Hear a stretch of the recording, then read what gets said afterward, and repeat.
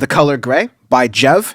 8 songs, 22 minutes long. And Dan has a thing for, 20-minute rap albums, so here we go. He does. But this was a very surprising rap record to me because I'd say we've done a lot of albums on this podcast, so it's really hard to remember and say definitively, but this is the most whiplash I've gotten from a cohesive rap record ever.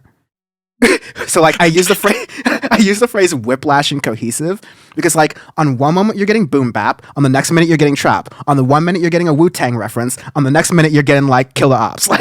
I don't know how it's happening, but I love it. It goes fucking hard. Yes. I randomly came across this record because I heard "Where's the Confetti," randomly on a shuffle, and I'm like, God damn, this I was studying at school, and I just hear that, and I'm like, oh, what's this? I'm like, ooh, okay, he's got a record. Let me hear this. And I just sat there she was a 13. What?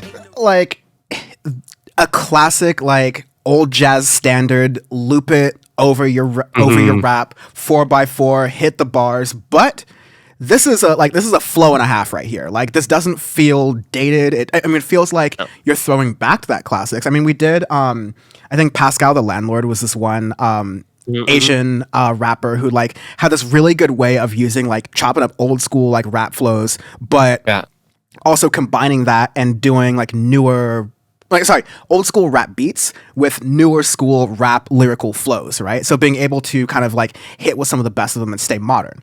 Does it to a T. This is phenomenal. And then the flow switches with "And Then I Got the Revenge," because that if I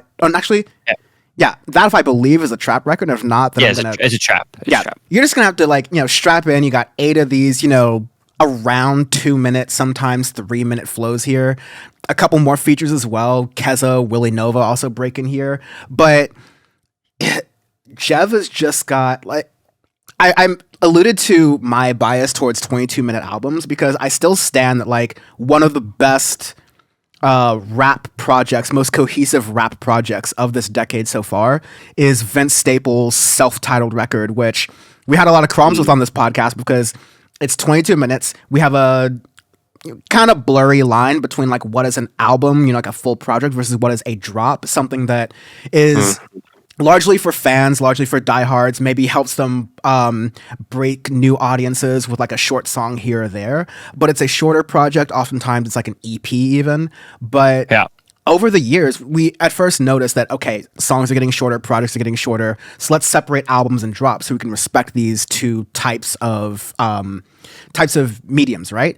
But then we started to realize the longer albums and even the albums that are 40, 45 minutes long, we're starting to lack some of the depth and the grit and the cohesion of projects that were fucking south of 15 minutes long.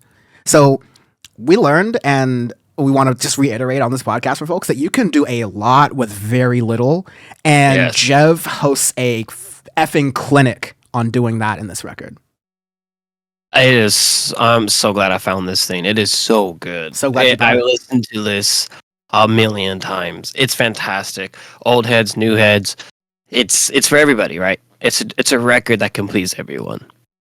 Absolutely. My favorite song it's so hard to say because it just ends so hard. Black Benz is really sick, but I think, for everyone else, I'll play the AITD demo. AITD, yeah. It's just sick. He manages to pack some of the energy I remember in the early Odd Future live shows where they're doing F that golf wang type shit with, this is just a demo. Is he on some Jai Paul shit right here? This is your demo? This is better than finished shit right here, my guy. So great work, man. Such a good record.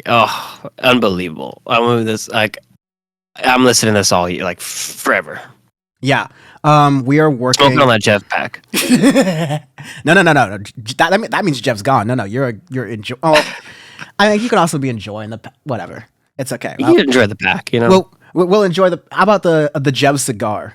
The Jeff vape. Ooh, all right. This is a cigar. It's nice. It's classy. It takes a long time. It's Rip Bozo. Anyways, Arbitrary Scale. We do arbitrary scales every week on Audioface. Our review is our review. We told you how we felt about that album. It should be very clear, but for some reason, if you don't understand it because you need to listen to someone with an arbitrary ranking system like Pitchfork, where it changes every 2 years when they like decide to listen to the audience and they think that they were wrong and the audience was right. This ranking system that we're going to be using this week is Chinese spy balloons.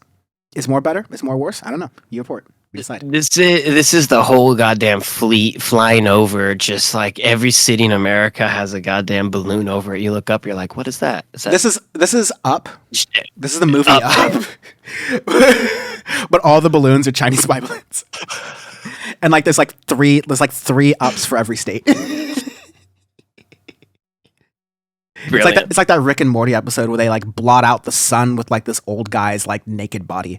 It's just nothing. It's absolutely brilliant.